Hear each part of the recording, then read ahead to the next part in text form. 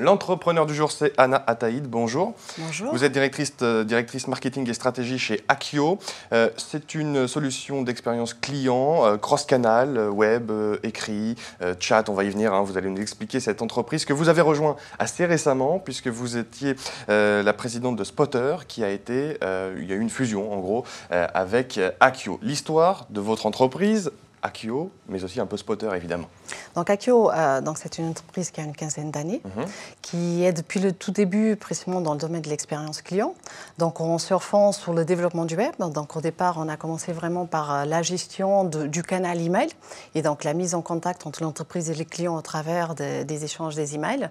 Il y a à peu près 5 années, Akio s'est rendu compte en fait qu'il avait une vraie évolution des usages, notamment avec le développement des réseaux sociaux et également du mobile. Ça se voyait déjà.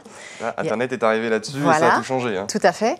Et notamment sur le souhait du client de pouvoir s'adresser à la marque sur n'importe lequel canal au moment où il le souhaitait.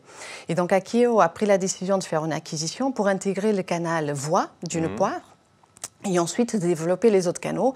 Et donc aujourd'hui, on est à même de proposer une solution qui est complètement unifiée, qui comprend à la fois l'email, la voix, le chat, les réseaux sociaux, les magasins. C'est le pur cross-canal sur une seule plateforme, donc avec ce qui permet à la fois une expérience client unifiée, une expérience agent qu'on appelle simplifiée et une expérience manager consolidée. Vous êtes arrivé pour développer justement ces usages du web qu'on dit traditionnellement 2.0. Les réseaux sociaux, par exemple. Qu'est-ce que ça a changé dans l'expérience client ? Alors, en fait, avec Spotter, on est venu apporter une expérience plus forte et plus marquée sur le social, sur tout ce qui est le digital, et après sur la couche analytics. Pourquoi ? Pour 2 raisons. D'une part, même si dans la relation client, les canaux réseaux sociaux restent pas les canaux fondamentaux, ils sont très importants puisqu'il a les nouvelles générations qui les utilisent de façon extrêmement forte. D'une part, ce sont des canaux d'exposition fortes pour les marques, donc nécessaire de les gérer. Aussi, un vecteur de notoriété, un vecteur de risque également, si on n'est pas présent, on ne la gère pas correctement. Et par-dessus tout ça, il est extrêmement important aujourd'hui de pouvoir en fait analyser et mieux comprendre les clients pour précisément améliorer l'expérience des clients, mais également faire évoluer, si nécessaire, les offres, la posture de l'entreprise, la façon comment elle communique. Et donc, effectivement, tout l'analytics vient aider ce volet-là. Et ça, c'est ce qu'on appelle le big data. Ça, c'est ce qu'on appelle le big data. Ce qui est en train de révolutionner votre secteur d'activité. Tout à fait. L'expérience client passe aujourd'hui par le big data. Comment ça marche concrètement ? Puisque pour beaucoup de personnes, le big data, c'est encore un peu flou. Tout le monde ne fait pas trop l'effort, précisément, de l'expliquer. En fait, le big data, finalement, c'est quoi ? Il faut faire de la pédagogie sur le big data. C'est indispensable. Donc, finalement, c'est pouvoir exploiter des données qui sont disponibles avec tout le respect, en fait, qu'on se doit des clients. Donc, il faut pouvoir les anonymiser et les exploiter à bon escient.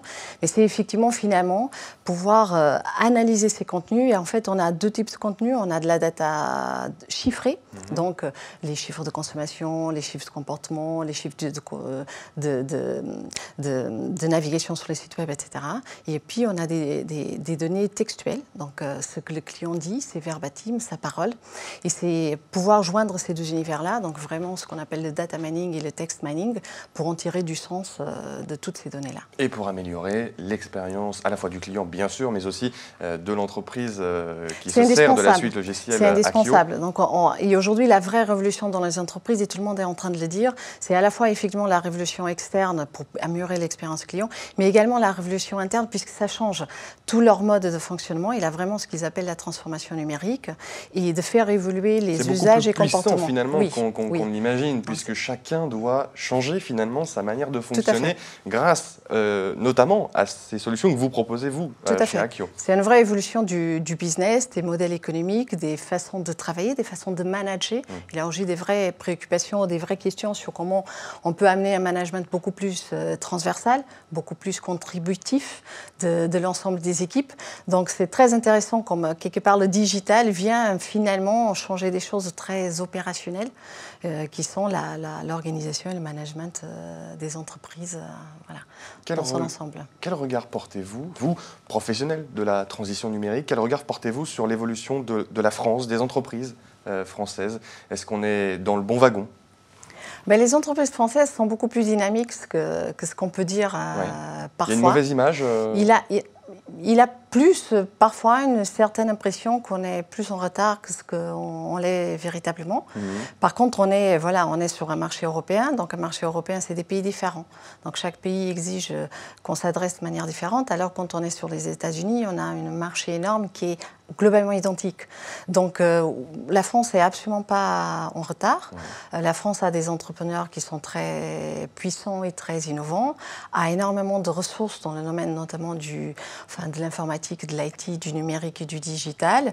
C'est vrai que parfois il peut avoir des difficultés sur plus le plan financier, sur la puissance financière et la capacité un peu dans la prise de risque, notamment précisément des fonds d'investissement, des banques, pas etc. Assez de fonds.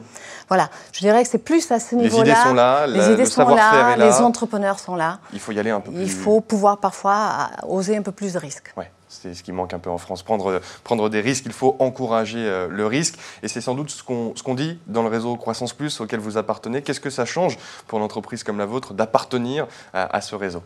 C'est indispensable puisque c'est ce qui nous apporte la capacité d'avoir au devoir des expériences différentes. Un dirigeant seul est un dirigeant qui n'avance pas, un dirigeant qui ne se pose pas de questions et un dirigeant donc qui n'est pas capable d'innover. Donc le réseau, avant tout, c'est la capacité d'accéder à d'autres dirigeants qui ont des expériences différentes sur des secteurs différents, nous permettant précisément à nous, à chaque fois, de nous comparer, on évite de nous se reposer challenger. Sur ses acquis, en fait. Voilà, tout à fait. Donc ça, c'est fondamental. Et en ce moment, parce qu'on est en train d'entamer notre phase de développement international, on entend encore plus puisqu'il y a énormément de membres qui ont une forte expérience dans le domaine, et on espère pouvoir nous appuyer encore plus pour nous aider dans ce développement à l'international. Regardez ce qu'ont fait les autres, leur demander, leur poser des questions pour mieux se préparer à des nouvelles conquêtes, et notamment à l'international. Anna Ataïd, dirigeante d'Akio, merci d'être venue sur le plateau de l'Opinion.fr. Merci beaucoup.